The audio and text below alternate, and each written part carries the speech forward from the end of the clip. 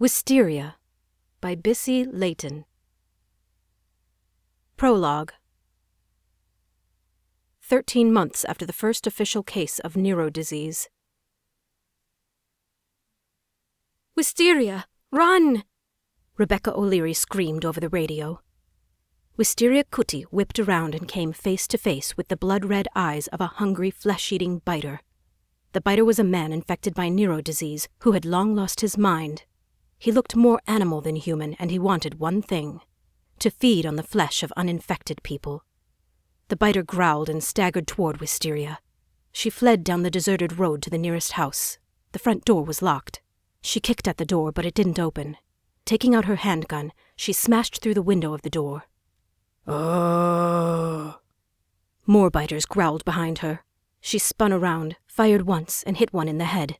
She unlocked the door by reaching in and turning the lock. Once inside, she chained and bolted the door. Crash! A biter smashed through another window into the house.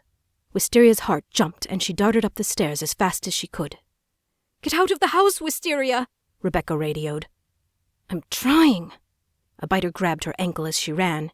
Falling hard on the steps, she wailed in pain. "Ah! No time to cry, Wisteria." She fired at the biter holding her. One bullet left. 3 more biters appeared below and started coming up the stairs. Leaping up, she sprinted to the top floor and dashed into the first open doorway that led to the master bedroom. Locking the door, she headed straight for the window. The infected clawed at the door, tearing it apart and snarling as they entered. Trying to open the window, she found it was stuck and the panes were too small to fit through. She pulled harder. Nothing. Then she heard the biters' cries. They were now in the room with her. "Just hold on," Rebecca said over the handheld radio. Wisteria fired at a biter. The bullet went through one and hit another. 2 fell. She fired again. Click. No bullets. Wonderful. She stoned the biter with her useless weapon, but that had no effect. Noticing a red-handled samurai sword in the corner of the room, she dove for it. Another biter entered the room. She took the sword out of the sheath and pointed it at the approaching biters. The blade trembled in her grip. And then there was a gunshot. 2 more biters fell. 30-something Laura Kuti stood in the doorway with 2 handguns trained on Wisteria, which she slowly lowered. "Wisteria, what the hell are you doing here?" The older woman seethed. "I was cleared to work," she explained to her mother. "You're prepared to die out here?" Her mother glared at Wisteria. "You think we're playing here? And how the hell did you leave Smythe?" "Major Coles cleared me." Wisteria shook her head. "Coles knew?" Her mother's eyes thinned at the mention of Coles. Something moved in the corridor. Her mother whipped out her handguns and aimed them at the door. A few seconds later, red-headed Rebecca O'Leary entered. "You're all right."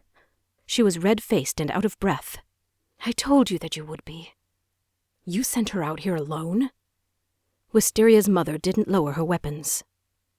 "Mom, it's Rebecca," Wisteria said. "I don't think she's infected." "You almost got her killed." Her mother ignored Wisteria. "Lara, the girl's fine." Rebecca seemed unfazed. "We almost get killed every day." Her mother stomped her way over to the taller woman. "Don't ever take my 14-year-old daughter on one of your boozed-up, pathetic patrols again."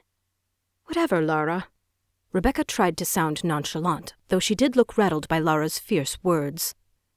Turning away, Wisteria cautiously made her way through the quiet house. Bodies of cured biters lay motionless on the ground. Making her way down the stairs, she saw a tall brown-haired man at the front door, Lieutenant Andrew McDowell, her mother's patrol partner. He shook his head and chuckled when he saw her. Still without a word, Wisteria walked toward him and out the front door. She felt like such a fool. "Hell of a first day," Andrew commented as he followed her. He then unlocked the back door of the battered SUV they used for patrols. "I messed up," Wisteria replied nervously and slid inside. She felt foolish because her mother had to rescue her. Wisteria wanted to be a tracker to prove she could take care of herself. "So Coles agreed to this, knowing you're only 14? Andrew frowned and took her firearm from her. It was partly true. He had agreed, Wisteria thought to herself without answering him. She'd convinced Major Coles that she was 16.